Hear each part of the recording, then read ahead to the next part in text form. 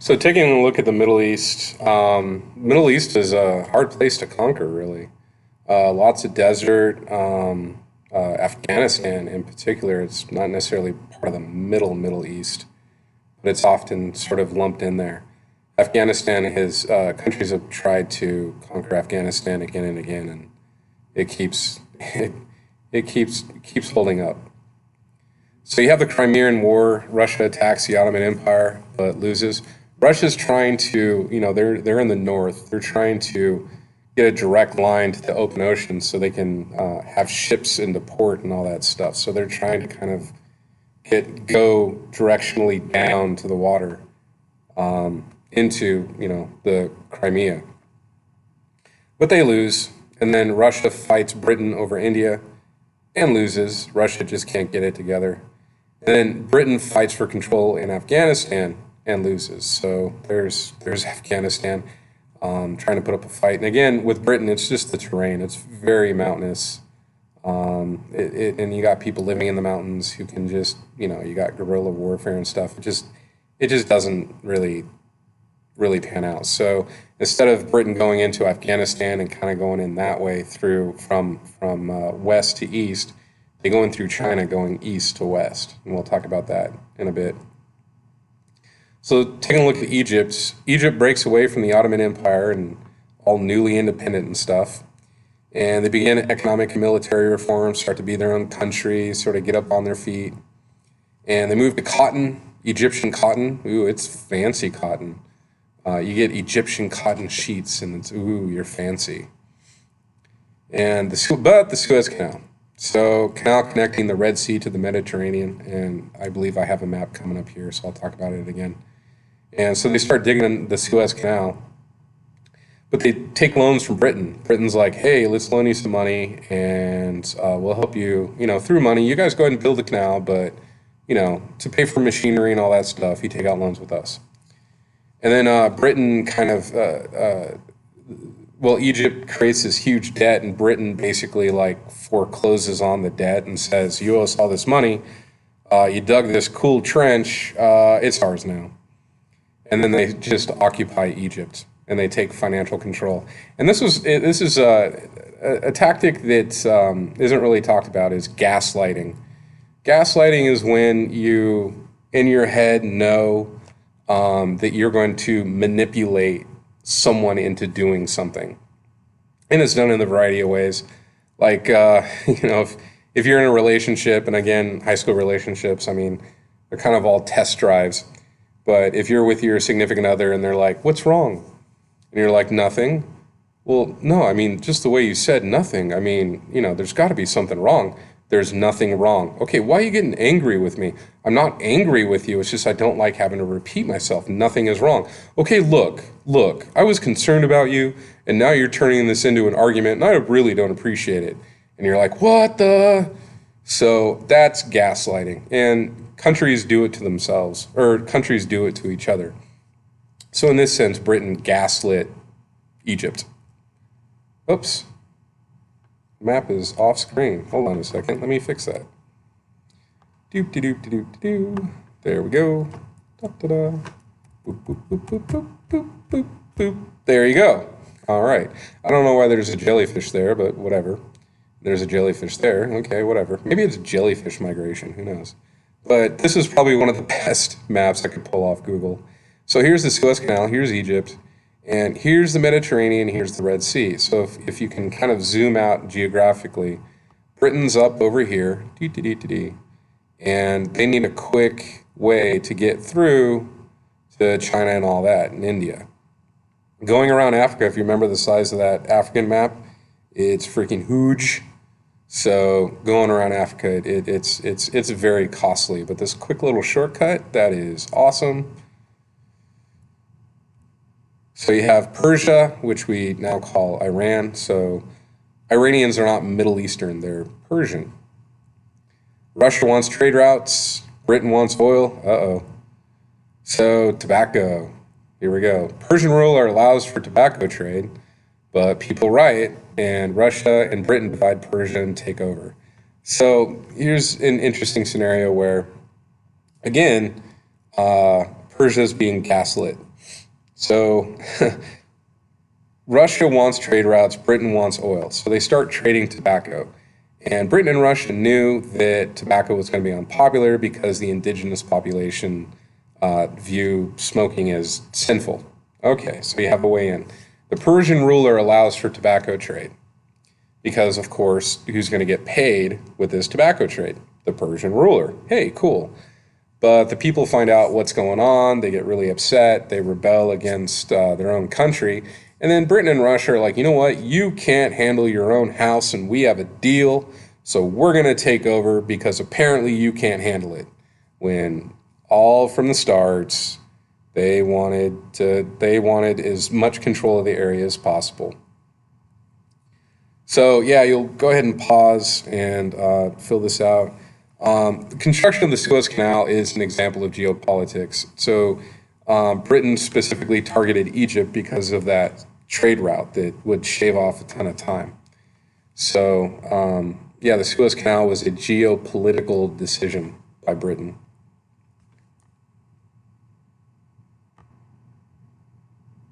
Trolls in India.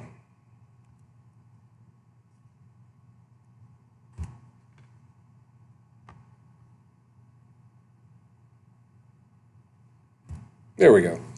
So India was under Muslim rule, and that was called the Mughal Empire.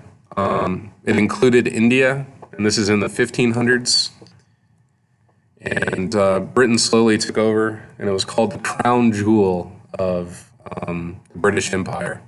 It was Britain's most valuable colony. We like to think that the United States, because we rebelled against them and they lost and all that stuff, like, haha, Britain, huh?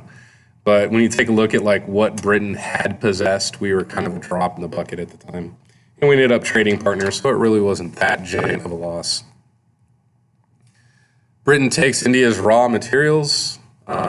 India can only buy from Britain. So here's kind of the fun part is if you produced your own products in country, like let's say that Britain wasn't in India, you can make your own salt, you can grow your own tea, you know, all of that stuff. And you can have your own in-country market. Britain takes over, turns everything into a cash crop, but you're not allowed to buy from any any Indian stores. You got to buy from British stores. So people in India are actually paying higher prices because of Britain's involvement. And cash crops cause famines. So when you take over land with tea, you can't eat tea. And if you have a growing population, you have a lot of people who can't be fed. So this is going to cause famines. The Raj. So after all these issues, Britain takes direct command of India, and it lasts 200 years, all the way up to 1946, 47, somewhere in there. The East India Company dominates the region. The East India Company is like a corporation. It is a company, but it's allowed to exist because Great Britain says you can exist. And so it's a huge company for the time too. I mean, they the one and only sort of huge company. Rules until the 1880s, and it's staffed by sepoys, basically Indian and Muslim soldiers. So in India, you have people who are Hindu, you have people who are Sikh, which is so Hindu and Sikh are two different religions. And then you have Islam or Muslims. So you have sort of all three. And then you also have Christians. So some Indians converted over to Christianity. So the Sepoy Rebellion. Rebellion over rifle cartridges. So Muslims could not eat animal fat, or at least pork, and Hindus couldn't eat cow fat. So kind of as a way to gaslight, the sepoys, the powder cartridges had fat stuffed in as kind of like a cork to keep the cartridge. So you'd bite the end off and you'd pour it down your barrel and then you'd load up your gun. Well, the fact that they had to bite that fat, they didn't appreciate it much.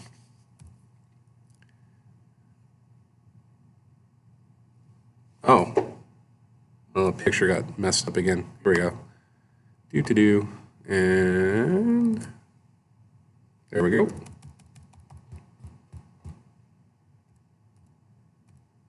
And this was their method of execution.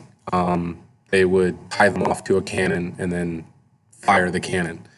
At least it's a quick way to go, but it is pretty brutal. And here's another sort of depiction of the Sepoy Rebellion. So let's talk China. Rejects the West. Britain tries to come in and say, hey, let's open up, but China isn't having any of it. They never really were like a big sort of let's get into the global trade kind of thing. They just didn't buy into it.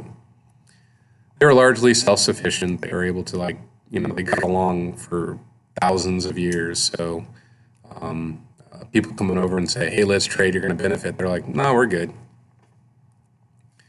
So they had agriculture, mining, manufacturing, and it was very highly productive. They were, cool, just doing everything in-house. Tea and opium. So China allowed one port for the British, and they could go across the country, and supposedly they were trading, they were gathering tea, but they were also gathering opium, and China told them, do not gather opium. And along the way, to create demand for opium, you get people addicted. So the Chinese started demanding opium because they were getting addicted. And China earns more from its exports than it spends on imports. So this is kind of like a benefit to China, but it's that opium problem.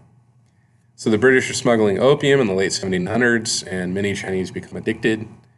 And it's sort of like an opium den. You just sit down and it's kind of like, think of it like a restaurant where you're high all the time, or like a hookah lounge, I guess, where you have someone come around, and if you have the money, they supply you with opium, which is kind of like heroin, just kind of a different chemical form, and you just smoke out until you die, and then they just take your corpse out back, do something with it, probably pay some dude to cart it off, and hey, look, there's an open room for the next person.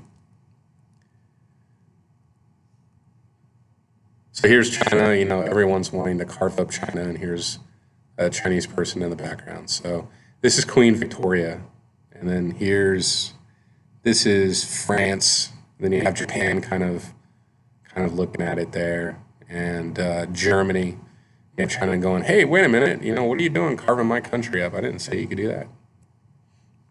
So here's what you call spheres of influence. Here's Russia kind of surrounding Germany here. Here's the British, and they followed sort of a trail here. You got the French, so China's kind of completely surrounded.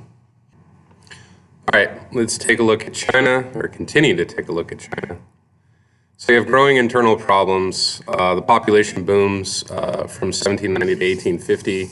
It causes a lot of unrest.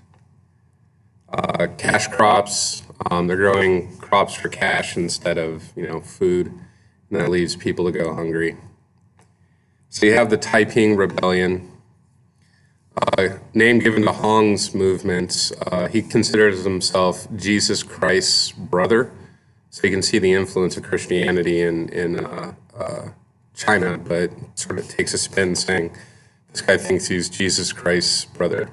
And he gets a pretty big following. It's somewhat successful, but by 1864, the rebellion was defeated by internal fighting and outside attack. So he wasn't able to sort of liberate China from the West. And then foreign influence grows. So as Europeans, or at least the British, start to see all these threats manifest, they start to kind of like clamp down more on China. Concessions are granted, so basically other countries are granted permission to use China, mostly by the British. The Chinese are kind of like, hey, what's going on with my country? But the British are sort of running things now. Europeans and Japan gain spheres of influence, and we talked about that before. They control certain areas, kind of like in Africa, if you can control it, you can have it, sort of thing. The U.S., kind of late to the party, they declare open door policy And that's because the United States, they sort of take the Pacific, or take command of the Pacific. And then that sort of, leaves European powers kind of weakened because they're so far away from their home country. And by now, the United States has like one of the most modern navies in the world. So they're really nothing to screw with. And there's pushes for reforms, but they sort of fail. And then you have the Boxer Rebellion in 1900. Peasants launch the Boxer Rebellion. It was called the Boxer Rebellion because the Chinese came at Europeans with fists and feet instead of guns. So the instead of guns is why they are defeated. They actually take the capital of Beijing, but it wasn't enough to hold it. After this, Chinese nationalism surges, China for the Chinese. And here's a depiction of the Boxer Rebellion. You can see some of them have weapons, but a lot of them didn't. And that's why they called it the Boxer Rebellion. So you're going to fill this out on your own, just in class. Pause the video to write it down.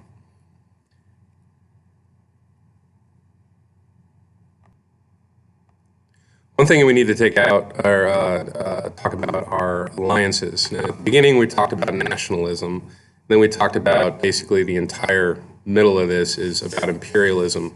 Then we need to talk about alliances. So a lot of European countries found that if they work together,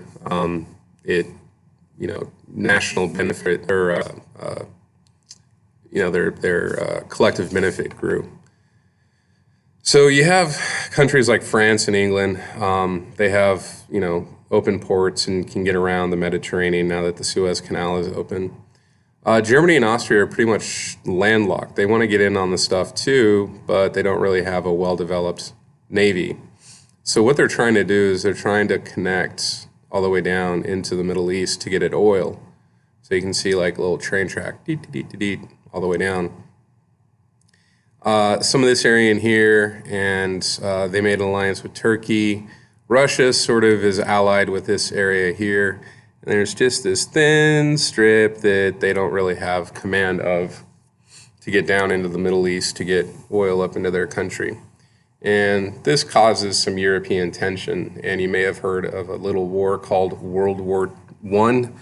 And that sort of becomes, this becomes an issue that contributes to World War I. And this pretty much ends the unit presentation. You're welcome.